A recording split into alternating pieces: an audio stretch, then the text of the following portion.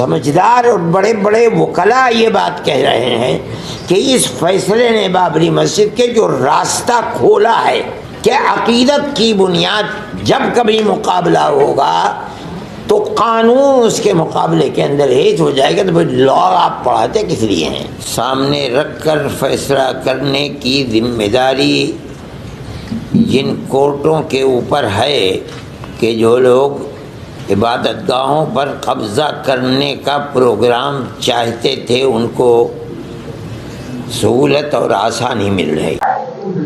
گیان واپی مسجد سے چل رہے مقدمات کے سلسلے میں اس میں سے ایک مقدمہ میں ضلع جج عدالت کے طرف سے گیان واپی مسجد کے دچھڑی تہخانے میں ویاس جی کے پریوار کو پوجا پاٹ کرنے کی انومتی دے دیا گیا۔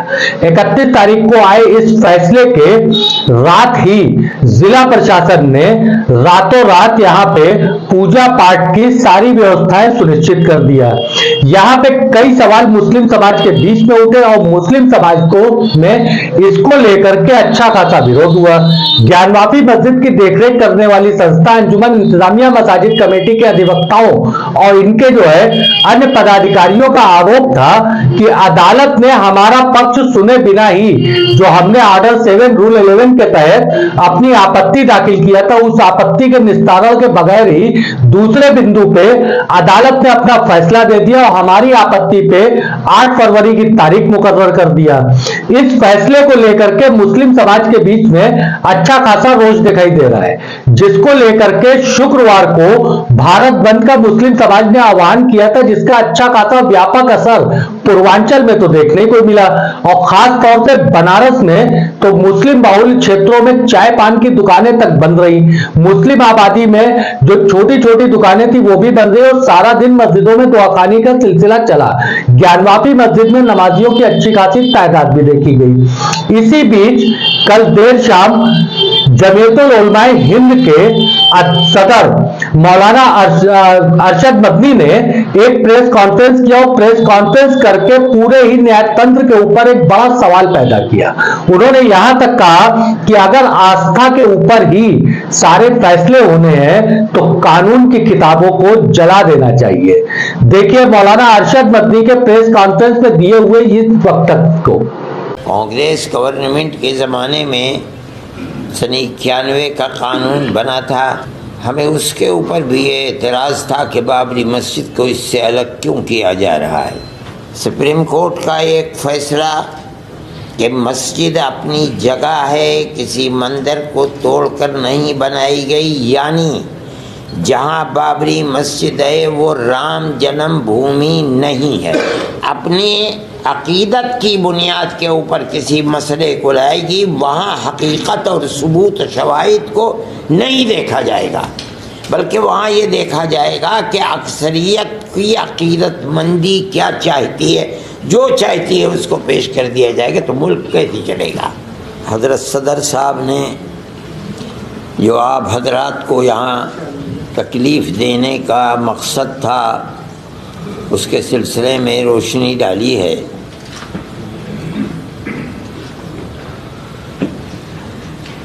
مسلمان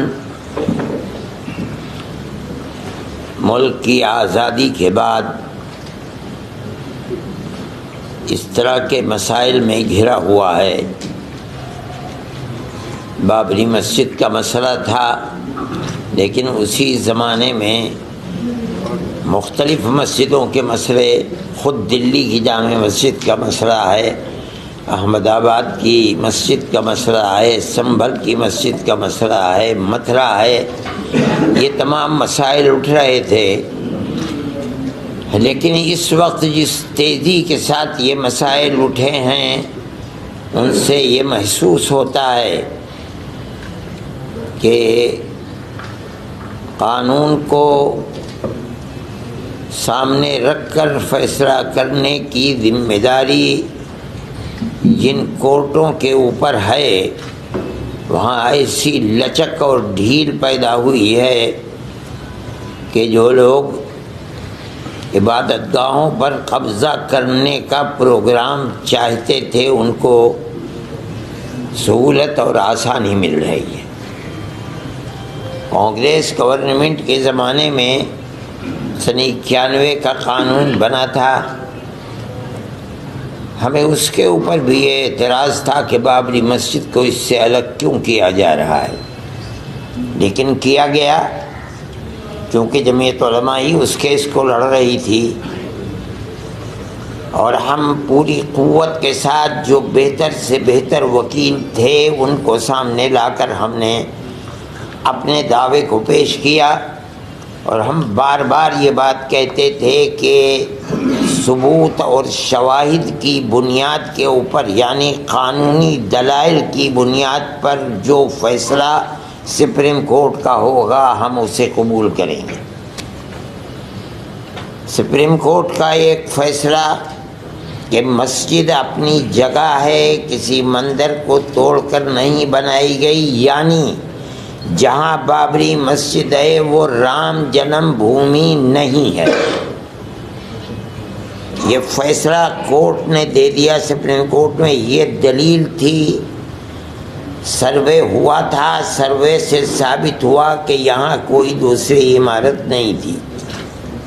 لیکن ایک دوسرا فیصلہ کہ ہم یہ مسجد اکھاڑے کو دیتے ہیں، اس کی کوئی دلیل، کوئی ثبوت، کوئی شواہد نہیں ہے. سپریم کورٹ کے اس فیصلے نے، آپ خود دنیا کو دیکھیں، ملک کو دیکھیں، اس فیصلے نے کہ ہم عقیدت کی بنیاد پر اس مسجد کو توڑوا کر کے ہم اکھاڑے کو دیتے ہیں، اس نے جو راستہ دکھلایا ہے، اس راستے دکھلانے کے بعد پھوٹ پڑے ہیں مسائل کہ اس مسجد کو بھی لو، اس مسجد کو بھی لو، اس مسجد کو بھی لو، اس کے اوپر بھی. اس کا مطلب ہے کہ قانون کے راستے کے اوپر چلنا جو کورٹ کا امتیاز تھا، صرف بابری مسجد کے فیصلے نے راستہ دکھلایا کہ نہیں، ان تمام قوانین اور قواعد کی لائبریریوں کو، ان کے کتابوں کو آگ لگاؤ. کوئی چیز نہیں ہے. فیصلے مذہب کے اندر جو بھی ہوں گے وہ عقیدے کی بنیاد کے اوپر ہوں گے، عقیدت مندی کی بنیاد پر ہوں گے. تو ملک کیسے چلے گا؟ یہ تو ایک تصور یہ دیا جا رہا ہے کہ جہاں بھی اکثریت اس ملک کے اندر اپنی عقیدت کی بنیاد کے اوپر کسی مسئلے کو لائے گی، وہاں حقیقت اور ثبوت شواہد کو نہیں دیکھا جائے گا، بلکہ وہاں یہ دیکھا جائے گا کہ اکثریت کی عقیدت مندی کیا چاہتی ہے. جو چاہتی ہے اس کو پیش کر دیا جائے گا. تو ملک کیسے چلے گا؟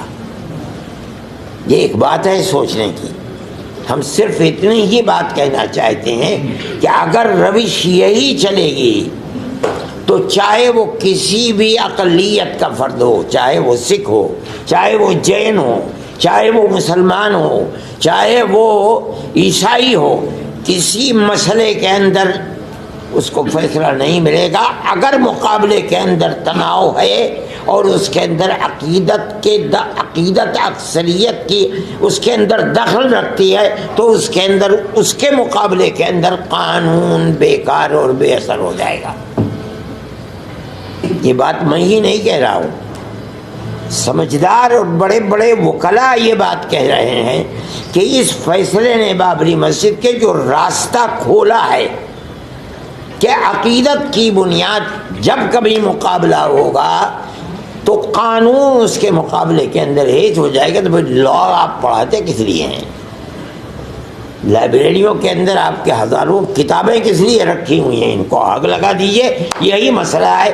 یہ ملک کا میں سمجھتا ہوں بہت بڑا المیہ ہے کہ اس ملک کے اندر آج مسلمان یہ کہہ رہا ہے کہ مسئلے کی بنیاد لوور کورٹ سے لے کر سپریم کورٹ تک عقیدت کے اوپر ہے، قانون کے اوپر نہیں ہے.